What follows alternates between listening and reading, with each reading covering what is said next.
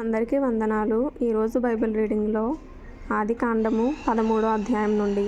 అబ్రాము తనకు కలిగిన సమస్తమును, తన భార్యను, తనతో కూడనున్న లోతును వెంటబెట్టుకొని ఐగుప్తులో నుండి నెగెబునకు వెళ్ళెను. నెగెబు కింద ఫుట్నోట్లో దక్షిణ పాలస్తీనునకు నెగెబు అను పేరు.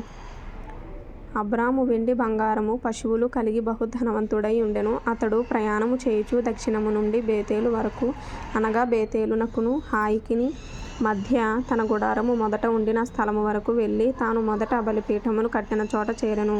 అక్కడ అబ్రాము యెహోవా నామమున ప్రార్థన చేసెను. అబ్రాముతో కూడా వెళ్ళిన లోతుకును గొర్రెలు, గొడ్లు, గుడారములు ఉండెను గనుక వారు కలిసి నివసించుటకు ఆ ప్రదేశము చాలకపోయెను. ఎందుకనగా వారి ఆస్తి వారు కలిసి నివసించలేనంత విస్తారమై ఉండెను. అప్పుడు అబ్రాము పశువుల కాపరులకును లోతు పశువుల కాపరులకును కలహము పుట్టెను. ఆ కాలమందు కనానీయులు, పెరిజ్జీయులు ఆ దేశములో కాపురం ఉండిరి. కాబట్టి అబ్రాము, మనము బంధువులము గనుక నాకు నీకును, నా పశువుల కాపరులకు నీ పశువుల కాపరులకును కలహం ఉండకూడదు.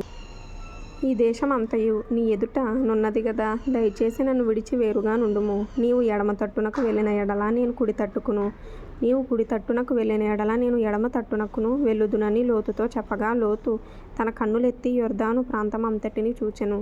యెహోవా సొదొమ గొమొర్రా అను పట్టణములను నాశనము చేయకమునుపు సోయరుకు వచ్చే వరకు అదంతయు యెహోవా తోట వలెను, ఐగుప్తు దేశము వలెను నీళ్లు పారు దేశమై ఉండెను. కాబట్టి లోతు తనకు యొర్దాను ప్రాంతం అంతటిని ఏర్పరచుకొని తూర్పుగా ప్రయాణము చేసెను. అట్లు వారు ఒకరినొకరు వేరైపోయిరి. అబ్రాము కనానులో నివసించెను. లోతు ఆ మైదానమందున్న పట్టణముల ప్రదేశములలో కాపురముండి సొదొమ దగ్గర తన గుడారము వేసుకొనెను. సొదొమ మనుష్యులు దుష్టులను, యెహోవా దృష్టికి బహు పాపులనై ఉండిరి. లోతు అబ్రామును విడిచి పోయిన తరువాత యెహోవా, ఇదిగో నీ కన్నులెత్తి నీవు ఉన్న చోట నుండి ఉత్తరపు తట్టు, దక్షిణపు తట్టు, తూర్పు తట్టు, పడమర తట్టును చూడుము. ఎందుకనగా నీవు చూచుచున్న ఈ దేశం అంతటిని నీకును నీ సంతానమునకును సదాకాలము ఇచ్చెదను. మరియు నీ సంతానమును భూమి మీద నుండి రేణువుల వలె విస్తరింప చేసేదను. ఎట్లనగా ఒకడు భూమి మీద నుండి రేణువులను లెక్కింపగలిగిన ఎడల నీ సంతానమును కూడా లెక్కింపవచ్చును. నీవు లేచి ఈ దేశం యొక్క పొడుగున వెడల్పున దానిలో సంచరించుము, అది నీకిచ్చెదనని అబ్రాముతో చెప్పెను. అప్పుడు అబ్రాము తన గుడారము తీసి హెబ్రోనులోను మమ్రే దగ్గరనున్న సింధూర వృక్ష వనములో దిగి అక్కడ యెహోవాకు బలిపీఠమును కట్టెను. ఇప్పుడు ఆదికాండము 14వ అధ్యాయం నుండి. షీనారు రాజైన అమ్రాపేలు, ఎల్లాసరు రాజైన అర్యోకు, ఏలాము రాజైన కదొర్లా యోమెరు, గోయీయుల రాజైన తిదాలు అనువారి దినములలో వారు సొదొమ రాజైన బెరాతోను, గొమొర్రా రాజైన బిర్షాతోను, అద్మా రాజైన షినాబుతోను, సెబోయీయుల రాజైన షెమెబెరుతోను, సోయరను బెలరాజుతోను యుద్ధము చేసిరి. వీరందరూ ఉప్పు సముద్రమైన సిద్దీము లోయలో ఏకముగా కూడి 12 సంవత్సరములు కదొర్లా యోమెరుకు లోబడి 13వ సంవత్సరమున తిరుగుబాటు చేసిరి. 14వ సంవత్సరమున కదొర్లా యోమెరును అతనితో కూడనున్న రాజులను వచ్చి అష్తారోత్, కర్నాయిములో రెఫాయీయులను, హాములో జూజీయులను, షావే కిర్యతాయిము మైదానములో ఏమీయులను కొట్టిరి. మరియు హోరీయులను అరణ్యము దగ్గరనున్న ఎల్పారాను వరకు తరిమి షేయరు పర్వత ప్రదేశములో వారిని కొట్టిన తరువాత తిరిగి కాదేషును ఏన్మిష్పతుకు వచ్చి అమాలేకీయుల దేశమంతటిని, హససోన్ తామారులో కాపురమున్న అమోరీయులను కూడా కొట్టిరి. అప్పుడు సొదొమ రాజును, గొమొర్రా రాజును, అద్మా రాజును, సెబోయీము రాజును, సోయరును బెలరాజును బయలుదేరి సిద్దీము లోయలో వారితో, అనగా ఏలాము రాజైన కదొర్లా యోమెరు, గోయీయుల రాజైన తిదాలు, షీనారు రాజైన అమ్రాపేలు, ఎల్లాసరు రాజైన అర్యోకు అను నలుగురితో ఆ 5 రాజులు యుద్ధము చేసిరి.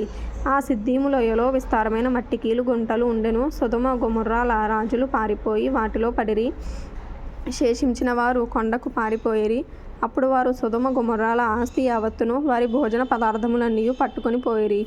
మరియు అబ్రాము సహోదరుని కుమారుడైన లోతు సొదొమలో కాపురముండెను గనుక అతనిని అతని ఆస్తిని పట్టుకొని పోగా తప్పించుకొని నాయొక్కడు వచ్చి హెబ్రీయుడైన అబ్రామునకు ఆ సంగతి తెలిపెను. అప్పుడతడు ఎష్కోలు సహోదరుడును ఆనేరు సహోదరుడునైన మమ్రే అను అమోరీయుని ఏలోను వనములో కాపురం ఉండెను. వీరు అబ్రాముతో నిబంధన చేసుకొనిన వారు. అబ్రాము తన తమ్ముడు చెరపట్టబడెనని విని తన ఇంట పుట్టి అలవర్చబడిన 300 పదునెన మండుగురిని వెంటబెట్టుకొని దాను మట్టుకు ఆ రాజులను తరిమెను. రాత్రివేళ అతడును అతని దాసులను వారికెదురుగా మొనలు తీర్చి వారిని కొట్టి దమస్కునకు ఎడమ తట్టున్న హోబా మట్టుకు తరిమి ఆస్తి యావత్తు తిరిగి తెచ్చి తన తమ్ముడైన లోతును అతని ఆస్తిని స్త్రీలను ప్రజలను తిరిగి తీసుకొని వచ్చెను. అతడు కదొర్లా యోమెరును అతనితో కూడనున్న రాజులను ఓడించి తిరిగి వచ్చినప్పుడు సొదొమ రాజు అతనిని ఎదుర్కొనుటకు రాజు లోయ అను షావే లోయ మట్టుకు బయలుదేరి వచ్చెను. మరియు షాలేము రాజైన మెల్కీసెదెకు రొట్టెను ద్రాక్షారసమును తీసుకొని వచ్చెను. అతడు సర్వోన్నతుడగు దేవునికి యాజకుడు.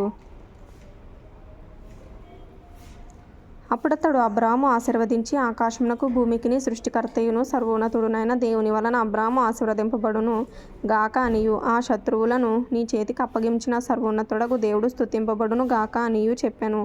అప్పుడతడు అన్నిటిలో ఇతనికి 10వ వంతు ఇచ్చెను. సొదొమ రాజు మనుష్యులను నాకిచ్చి ఆస్తిని నీవే తీసుకొనుమని అబ్రాముతో చెప్పగా అబ్రాము నేనే అబ్రామును ధనవంతునిగా చేసితినని నీవు చెప్పకుండునట్లు ఒక నూలు పోగైనను చెప్పుల వారైనను నీ వాటిలో ఏదైనాను తీసుకొననని ఆకాశమునకు భూమికిని సృష్టికర్తయను సర్వోన్నతుడును దేవుడునైన యెహోవా ఎదుట నా చెయ్యి ఎత్తి ప్రమాణము చేసి ఉన్నాను. అయితే ఈ పడుచువారు భుజించినవి తప్ప నాతో కూడా వచ్చిన ఆషేరు ఆనేరు ఎష్కోలు మమ్రే అను వారికి ఏ భాగములు రావలెనో ఆయా భాగములు మాత్రము వారిని తీసుకొననిమ్మని సొదొమ రాజుతో చెప్పెను.